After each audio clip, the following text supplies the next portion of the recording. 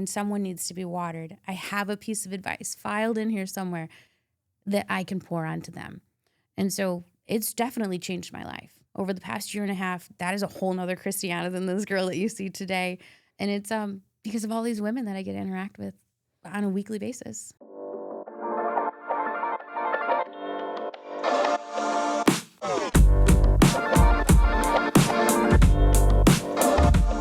Welcome back to the Talk Midland podcast. My name is Logan Richetti with Modern Realty. Today I have Christiana Malacara. Malacara. Yeah. Malacara.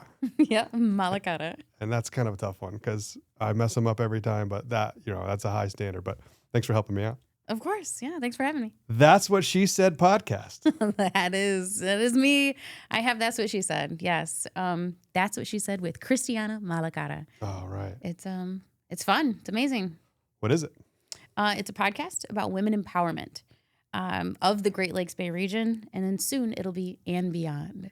So we started with just an idea, and now we are a year and a half later interviewing over 89 women to date, and a scholarship and a book on the way. So fun stuff is happening. Well, we got a lot to talk about. Let's start with the podcast. Let's start with what made you decide to start the podcast? What was the mission behind it? And how has it progressed since episode number 1 all the way to 89, which is incredible? Yes, thank you. So the idea actually came from me interviewing men, which is kind of crazy. So I work as a news reporter locally in the region, and I ended up interviewing a lot of men. And I had follow-up questions or extra information that needed to be known. And then I realized that they kept pointing me in the direction of very capable women. And I would connect with these women, and they would give me the data, the statistics, the facts, everything that I needed to know to complete my report as a news reporter. And then they ended up telling me they also have to go home and get the groceries, or finishing this report so that way they can go ahead and pick up their kids on time and shuffle things around, or maybe they were the caregiver for their mom. And then I thought to myself, how dynamic is that? You can be a CEO of a company and then still need to go home and make peanut butter and jellies for lunch every day. So it was just really interesting dynamic, and I thought it needed to be highlighted. Okay, so you were running reports for a news organization, or Yep. What is it? WSGW. Okay. Yep, So it's you're a news radio. Yep, I do it now. WSGW is a news radio platform, and you are a reporter. What do you typically report on? Oh, just anything and all of it, news related in this region. So it could be some hard news and tough stories, some political things that are happening, all the way to a ribbon cutting ceremony of a new building or a coat drive, just everything in between. So you're doing follow-up research for your stories, and you're talking to some of the principals in the stories, and you're getting referred to in some ways to some women associated with these stories and these organizations, and you're finding a voice for them through your research. So that's what led you to decide to actually formalize into a platform like a podcast where you could go deeper and do interviews and get to know these women and ladies more deeply. Yes. So I actually had sat down with another news reporter at the time, and I had said, these women are so cool. Like, they're doing A and then going home and doing B and everything in between. But they each have a story. And he's like, oh, yeah, that's neat, Christiana, cool. And then I will always commend him for this. He was in a room that I wasn't. And the other people in the room were saying, we need more community stories. And he raised his hand and spoke up and said, Christiana has this idea. And he is now my producer of That's What She Said. And the two of us together have just been excelling and growing together. And it's just, it's an amazing opportunity that, I might have cooked up, but he was able to put it on the menu, per se. And these podcast episodes are produced and they're on the airwaves? They are. They're on 100.5 FM and 790 AM, Saturday mornings at 8 a.m., and then Sunday afternoons at 6 o'clock. Anywhere on social media, I'm there. And then podcast format, anywhere you listen to your podcasts. Spotify, Apple, all the different places like that. And YouTube. Audible. Yeah, Audible, cool. Yeah. All right, so a recent episode that you did with someone that comes to mind, what kind of things do you discuss? Oh, geez. Okay, so someone asked me fairly recently, what are we going to talk about? And, I was I engage with my guests at least once before I bring them on air. And she says, "What are we going to talk about?" And I was like, "Well, your story. That's what we want to talk about." And the amazing thing of that is that you know you best. No matter who you are, you know you best. Yes, I can ask your son, your daughter, I can ask your mom, even your spouse, but they don't know all of you. And so when we're sitting down and having these conversations, my first question is always, how might the community know you? And I do this very strategically in the sense of I want them to introduce themselves and establish their identity right off the bat. And then from there we navigate the conversation. And it's so fluid. I never have a piece of paper in front of me. Nothing is scripted other than the first question and then the very last question. And so the conversation is just about them. And wherever that conversation navigates to, that's where we land. What's the last question you like to ask? The last question is, what is a piece of advice that you would pass along to a woman of the Great Lakes Bay region? And what are some good answers that you've heard? Oh, gosh. Okay. Can you think of any? I can think of a million. My mind gets flooded with them. One that I've been using recently is to practice the pause. To practice the pause. A woman had told me that. She's very much a go, go, go busybody. And an opportunity to spend time with someone she loved had passed by.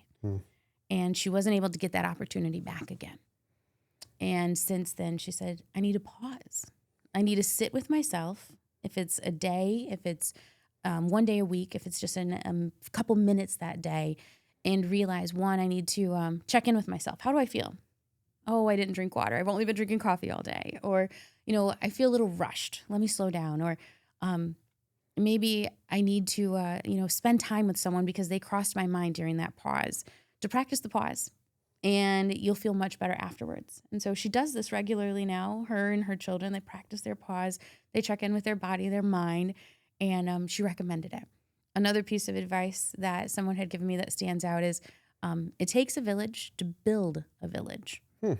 And that was in the sense of it takes a village to build a village, but the backtrack is you have the power within you to build your own village and navigate who gets to stay and who has to go.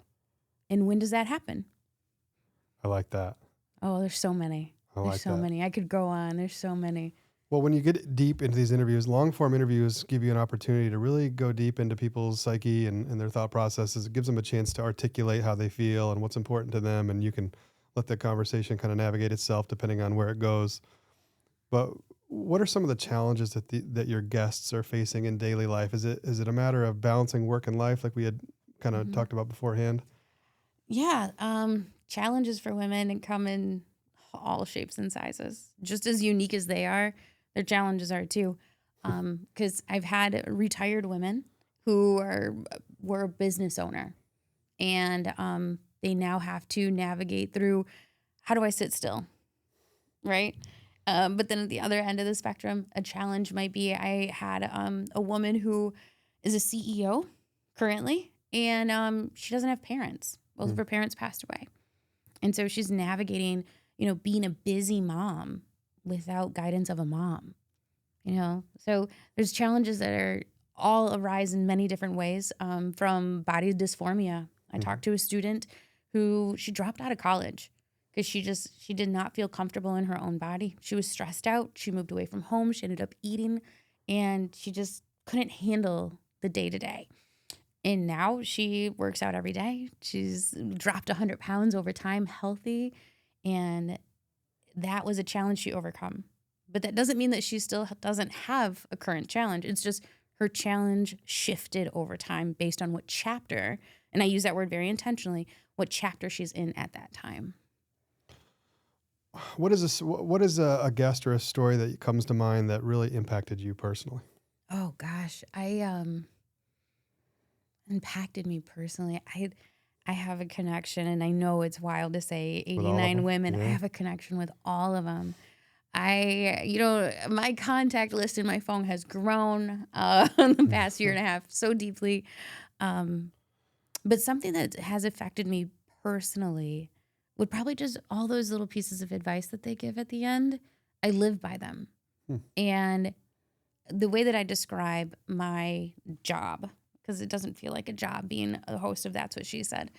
The way that I describe it is simply that I'm just a vessel. And each week, sometimes twice a week, I have a guest come on, and I am then blessed with the opportunity that they get to pour into me. So now I'm holding within all of this water that every single woman has poured into me. And it is now my duty to be able to, when someone needs to be watered, I have a piece of advice filed in here somewhere that I can pour onto them. And so it's definitely changed my life. Over the past year and a half, that is a whole nother Christiana than this girl that you see today. And it's because of all these women that I get to interact with on a weekly basis. Well, all this great advice you should just package together, put into a book. Oh my goodness, what a great idea. Yeah, there's a book coming. I'm working on it, and it's going to be titled After Talking to 100 Women, which I have yet to get to 100, but it's packed with theories and stories and common threads. You'll be surprised how many people that have never even met have a common thread. And it's so much information to file together, to put together. But they, like I said, you best. And so when they sit across from me and they tell their story, sometimes I think about it, in episode 42, so-and-so said this, something very similar about grief, possibly, and how they overcame grief. For example, I had 2 women on the show that I know of that are both breast cancer survivors. And one woman, she, just belts from the rooftop, I'm a survivor, and this is, she wears her red ribbon, or I'm sorry, her pink ribbon, and she, wears it proudly, and she hosts events. She says, I'm a survivor of breast cancer. Then on the other end, I have another woman, also a survivor of breast cancer. And she's like, yeah, that was something I went through. And I'm on the other end now. And that's it. And so the way that they handle these two things is very differently, not saying that one's right and one's wrong, but just their personality and learning how dynamic women kind of move things into compartments, but are also able to project them. So the woman who's saying, I'm going to give away all this literature on breast cancer and teach the world, right? So she's able to pass along that, what I call as a ripple effect. She's able to pass along the ripple effect exterior. So the woman here who was like, yeah, I had breast cancer and I went through it. That's over. Well, now she's using that energy and the fact that she can overcome something so momentous to do other things. She knows she's capable. So her ripple effect looks a little different, even though they had the same story. That's interesting. It is. So what is a common thread that you've seen across most of the podcast portfolio so far that's going to be included in the book? Give us a little taste. Oh, geez. All right. Identity crisis. Interesting. Identity crisis. Women go through layers of identity, as do men. You're a daughter, you're a student, you're a friend. Then maybe you have a spouse. Then maybe you become a mother. And then you get into the workforce. Maybe you're a homeowner. Maybe, all these things, right? And then within the workforce, maybe you're moving up in whichever company. Maybe you create your own company. So many different identity changes. So that not only changes your mindset, if I'm a mom, now I'm a caregiver. But if I'm an entrepreneur, now I'm a go-getter, right? So you're changing your mindset constantly. You're also changing your circle, right? So my mom friends, my business partners, right? So now these are essentially could be the same person, but they're 2 different people in 2 different spaces. And so then when I'm asking my guests, how might the community know you? Maybe they said, oh, well, I own this business. That's their identity. That's what they are identifying themselves as. Not always like, well, I'm so-and-so's mom and I volunteer at their school. What identity took precedence first? And then how do we separate that when we start to talk in the second half of my podcast about you, specifically you? And sometimes that can't be separated, but most definitely identity is a common thread, and the shift of identity for women it's a big deal. And that's a struggle. It can be. Yeah. It can be. When I think of the word struggle, challenge. It's a temporary. It's temporary. And when we're placed with an obstacle, the only way to overcome your obstacle is to work through it.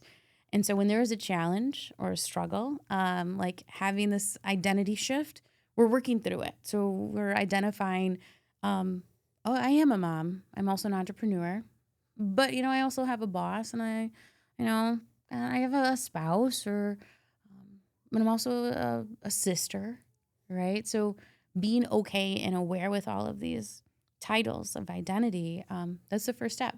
And then the hardest part is, which one do you want to keep? Hmm. You don't always have to keep them. You have the choice to change them. That's interesting. How do you change your identity? It depends which one. One of the ones that comes to mind for me is young moms. Yeah. I'm in a young mom's phase right now, and I'm watching identities change and evolve into being a mom and being a caregiver first, and feeling like you're losing a little piece of who you were before that, because you do, and dads do as well. Of course, we're talking about ladies right now, but Yep. I've seen that. That's tough. It's not easy to go from who you've always been, like you said, a daughter, a student, maybe an entrepreneur or whatever, a volleyball player, whatever you identify yourself as, and then you switch in one day it changes. Yeah. Your whole identity changes. And of course, your values change and your priorities change at that time usually. But a little piece of you either dies or goes away, or where does it go? Does it die? Does it just go to the side for a while? How does that work? You tell me. And that's what she said. We talk a lot about filling our own cup. Some women call them cups, some glasses, buckets. A lot of women refer to them as buckets. And I had a guest come on, and she says, well, you have to fill your glass before you pour out, right? So that's where I kind of got my vessel analogy when I use myself. Then I had another guest, and she said, I have multiple buckets / glasses, right? So we'll go with buckets. I have multiple buckets, and I have to pour into all of them to be able to pour out of all of them. And I was like, well, how the heck do you do that? Like at first I'm just, all these women are identifying as I just pour into myself. Well, within yourself, there's different parts of you, right? So she went on to say that not all bucket needs to be full. So if you're a new mom, right, we're using that example, maybe the self-identity of, I'm Christiana as me. Maybe that bucket is just a little bit lower because now I'm Christiana as the mom of this baby. Yeah. Maybe that one's filled up. And that's what needs to happen at that time. And so I use that word chapters again. Maybe a couple chapters down the road, the mom chapter or the mom bucket goes down in that chapter, and maybe the Christiana building herself up may go up. It just depends on where you're pouring that into. Well, that's a very encouraging way to look at it. In my mind, I feel good when I hear that, because I think, your identity doesn't die. It just the ratios change. Yes. Yeah. And the nice thing about the ratios changing in different buckets is that down the road they can change back, and you are in control of how you fill your buckets. 100%. And that is another thing that I'm finding as a common thread is, we as people, not just women, we as people don't always think that we're in charge. We are. If I choose to get out of my bed today, I choose to get out of my bed today. If I choose to stay in my bed today, I chose to stay in my bed today. If I choose to go to work, if I choose to put in 100%, if I choose to put in 60%, you're making those choices. So whatever bucket it is that you want to fill at that time, you have the power to do that. But you also have the power to release some of that too. If that is just, we're going to get rid of this bucket right now. This one, we're done with it. Not saying that all buckets are good or bad, but having the power to pour out of them and pour into them is completely up to you. How would you advise somebody coming on your show talking about this topic that feels stuck in the current ratio of buckets that they have? And by that, I mean, they feel like, their personal identity bucket is very low. Maybe their mom identity is really high, or whatever. Whatever the other identities are, whatever the ratio of buckets that they currently are faced with is not their ideal ratio. And maybe they feel stuck. What would be some encouraging advice you would give to that person to say, hey, here's how you change your bucket ratio? Yeah. So all the buckets can be your own titles. For example, some of those buckets are physical activity, Hmm. mindset, financial literacy, um, community. All of these buckets could be whatever you want them to be, how many and how little you want. And if someone came to me and said, Christiana, I'm having an issue leveling out my buckets to be comfortable. One, I would say practice the pause, slow down, and check in with yourself. Two is to do that regularly. I had a guest come on the show and she was talking about, and it was kind of funny. She said, about every quarter of the year, I kind of check in with myself. I said, so you have a strategic plan? And she sat there for a minute and I giggled about it. But if you think about it, the most successful businesses have strategic plans. Hmm. And what do? They're always re-navigating and re-correcting and, oh, you know what? We did make that decision, but it might have not fell into our values of this company and the strategic plan at the time. And so now you're becoming more self-aware of what your decisions look like. So you're constantly reorienting to your strategic plan, but also know that you have the power to change that plan too, right? So maybe your 5-year home now became a 10-year home, right? So now we're going to restructure that by Hmm. checking in with yourself each quarter, practicing that pause and saying, is this still our goal? Are we still doing this? And is everyone in my village that I want to have in my village to help me get to that goal?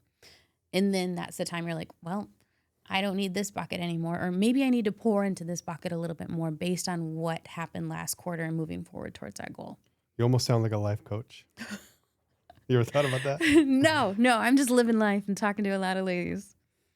Well, I'm trying to apply that concept to myself, and I'm thinking about my buckets this morning. I wanted to fill my health bucket this morning, and I didn't. I filled my work bucket. Why did I do that? And how do I make that adjustment? Well, are you okay with that? I'm disappointed. I was going to go for a walk at City Forest this morning. I started my day in walking clothes, and then my day started and work started, and my main identity is a provider. So I let that identity overshadow my personal health bucket. Well, you have to pour into your own bucket first. And if pouring into your own bucket means I have to go for a walk every morning, then you prioritize it. Yeah. So one thing a guest had said is we all get the same 24 hours. Yeah. It's just how we spend them. Am I scrolling and staying up late at night? Yeah, guilty. But am I also waking up early and preparing myself for success that day? Also guilty. All right. So you got some other things going on as well. You just won a big award. I did. What did you win? Tell me about it. Okay, so Let's brag a little bit. all right. And this is something that I'm working on personally is accepting the win. So I had gotten a call from the Michigan Latino Commission. Very shocked. It was a governor appointed award. I was one of 50 that were chosen of Latino leaders in the state of Michigan, Wow. and I was the youngest too. Wow. So, yeah, it was very exciting to sit in a room of greats. Sitting in a room of greats was just mind blowing. I met women and men who just are the first of things, right? I met the first Latina doctor physicist in the United States who resides in Michigan. And I sat next to her. And it was kind of just like, thank you. Thank you for paving the way. Thank you for stepping up and being there. And I leaned to my other side and I'm just like cheering on. And the woman next to me, she's like, you're so excited for everyone. And I was like, this isn't a competition. I'm going to cheer for everyone. We're all winning. Because when one person steps up, we all step up, especially in the Latino category. Being a minority and a minority woman is it's both a blessing and a burden sometimes. But being in that room with those greats, it was amazing. I definitely felt like the rookie in the room, but I still have time. So what were some of the accomplishments that you had achieved that put you in that room? That's a great question. I am still trying to think of why me? Why me? Out of a whole state of Latina men and women, of a whole state, and they picked 50 and I was one. I think what got them on their radar is there's a nonprofit in Saginaw County. It's statewide, but one chapter is in Saginaw County. It's called Lead Saginaw, LLEAD. The first two L's are Latino leader. And I was running that organization for 2 years. And it grew. It grew tremendously over time. They now have finance classes. They have bilingual literacy, book giveaways. They have tons of community activities and sustaining culture in the community and working outside of Saginaw County too to create access to information about culture. So I had done that for 2 years. I just also have interviewed women in the Latina realm, and as far as working on a statewide conversations, and then also conversations locally, and then able to spread that knowledge. Aside from being a radio news reporter, and That's What She Said host, I'm also the host and producer of Somos Hispanos, and that's through PBS at Delta College. And so on that platform, I bring in topics, people, organizations, and highlight what they're doing in a positive way in this region for the Latino population. What's an example of a recent highlight that you have brought to the attention of? Through Somos Hispanos. Oh, geez. Actually, since we're sitting in Midland, adoption option. Okay. Adoption option. We had brought in some of their staff, and adoption. It's for everyone, right? It's an access. There's access and ability for anyone in any walks of life to walk into their building and use their services. And so we talked about that. We kind of umbrellaed that topic, and then I went in and said, how many Latinos in this area utilize the services you have? What can that population do to access these services? And how can we help you? And their answers were they lit up, telling me their answers. They're like, that's an underserved population. We want to help them more. And we're also getting children into the space that want a mentor who looks like them. And that's not always the case. So I was able to highlight that organization, that topic, and those episodes go onto several platforms across the state. And so it was just an amazing opportunity to do that. Most recently, I have highlighted Michigan Education Trust, so MET.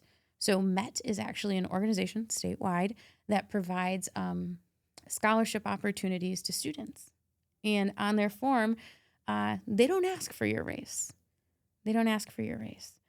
But a lot of the Latino population don't really know what's out there and how they can access higher education easily, because a lot of us are navigating through this as a first-generation college student. So my dad did go to college. He never finished. I went to college and I finished. So I'm considered a first-generation college student. So when I was navigating through that world, that was a foreign language to me. Mm-hmm. And that was, I'm going to age myself, that was 12, 13 years ago. And it's still a problem today. So we highlighted the topic. Well, the Adoption Option is a great organization. There's literature on my kitchen table from them right now. I believe we contribute to their cause. The MET, Michigan Education Trust. I've never heard of that organization, but I do admire your platform, that you're using your platform to connect these dots with your community and with these resources. That's pretty exciting. Where does your motivation come from? Oh gosh, the idea of creating legacy. It's really what it boils down to. It's awesome. It's really it. I have 2 kids, a son and a daughter. And they, everybody says, oh, my kids are everything, right? Well, truly they are. And then I also think, what am I going to leave them? And then what am I going to leave your kid? Where am I leave the viewer's kid? It's bigger than me. It's a bigger picture. Yeah, so your bucket definitely changed when you had your first kid. Yeah. Yeah? Yeah, most definitely. Everything changes, doesn't it? Everything does. You think about legacy, you think about impact, you think about, how they feel about you and what the leadership that you try to provide to them. And it changes a lot. Anyway, for myself, it definitely changed a lot of my priorities when I started having kids, to think about what really mattered and trying to be a better person and do better things and be a better example. Yeah, you're their teacher. Yeah. You're their first teacher, most definitely. So yeah, you try to, do things the right way. But I had a guest who was talking about grace, giving yourself grace. And maybe that's my advice for you not going on your run this morning. to give yourself grace because you're going to have days that are a little weird. But the way that she had brought it up was giving yourself grace in the sense of this is my first time, right? So when my daughter started school and my son started school at the beginning of the school year, this is my first time having a second and a fourth grader. So I have to give myself a little bit grace. Mm-hmm. Maybe the homework load's going to be bigger. Maybe their stress level's going to go up. Mm-hmm. My daughter's in a play right now. That's my first. This is my first time I've had a fourth grader, and now she's in a play. Yeah. So giving herself a little bit of grace. This is there, more schedules to juggle, more coordination as far as, who's driving, who's picking up, where are the snacks, all of these things. Yeah. So to give yourself grace in the sense of, it's okay. It'll be fine. I like that idea. I'm going to put some grace, put it in my pocket. There you go. Yeah. The hardest part about grace when it came to that conversation with that guest was identifying the difference between grace and laziness. Yeah. And there's a fine line there, but that's when you practice your pause. Am I giving myself grace, or do I just not really feel like doing it right now? How do you identify the difference? Pausing and saying, is this thing going to serve me? And that means that you're giving yourself grace because you're just pausing and slowing down. If it's not going to serve you and you don't want to do it, you probably shouldn't do it. Well, it really resonates with me, this idea of your daughter at a play and like you said, pickups, drop-off, snacks, and different logistics. We just getting the kids to the soccer game on Saturday requires all kinds of steps. It does. It requires a village sometimes too. Yeah, you get some help, and you got to coordinate around, nap times and food. Yes. You got to get all the book bags in the car. Book bags, homework, cleats, jerseys, hair, teeth, all the different things. And just your buckets just change, and that's okay. I think that's what's interesting about your show is that you are able to highlight the realities of life for individual women and the fact that these are just seasons that you go through. Your buckets change, and that's okay. And learning to be okay with the buckets in their current ratio, but also keeping an eye on where you want them to be and practicing your pause, as you call it, reflection, however you want to phrase that. And I love this idea of quarterly meetings with yourself. Yeah, it's so necessary. I will take you back a step, though. Seasons of life. Yeah. Specifically on That's What She Said. We do not use that word. Why? Because a season might be a hard time. Maybe you lost your mother in that season. And that season was rough. You had to deal with grief. You had to deal with finances shifting. You had to deal with dad and his grief. That was a season. Seasons come back. Do you particularly plan on having that season coming back? No, because we're not getting mom back. So I use the word chapters. I like that. It's more linear. We're moving through chapters. Yeah. In the Latino culture, there's a harsh beginning and a harsh end. And you know what? We celebrate both. We celebrate your birth, your baptism, your first birthday, big deal. And then at the end of your life, it's a celebration of life. And then even then with Dia de los Muertos, the Day of the Dead, we still celebrate you even after your passing. So we're moving through chapters to get from one celebration to another. And so I specifically do not use the word seasons. So what's the next chapter for you? Only time will tell. No, the next chapter for me, I have ambitions. I have ambitions. Political ambitions? Maybe there's political ambitions. We'll see. Let me ask you a follow-up question to that. Sure. If you don't mind. Of course. How do you think you could make the biggest impact politically if you decided to move in that direction? What would be a place where you could move the needle? Locally. The best place to move a needle is locally. Working within your community is where your impact starts. The ripple effect begins with you placing your finger here. And then when you actually see the change, it motivates others. And then when they see the change, it motivates others. And so the best resources are, 1, you best. 2, you get to create your own village and choose those people in your life. And then 3, there's no place like home. So starting that ripple effect, if it is, let's say, maybe a political shift, if it's That's What She Said growing, it's going to be local. And man, we're moving forward. We're moving forward. No stopping me. Good for you. I'm excited to see your next chapter. Yeah. If anybody wants to reach out to you to get to know more about you, connect with you, or get to know more about the show and the podcast, where would you send them? Oh, online. No. Anywhere on social media, Facebook, Instagram, TikTok. That's What She Said with Christiana Malacara. All and every episode is on YouTube. That's What She Said with Christiana Malacara. Or they can email me, twsswithchristiana@gmail.com. Christiana, thank you for being on the Talk Midland podcast. Thank you for having me. I appreciate it.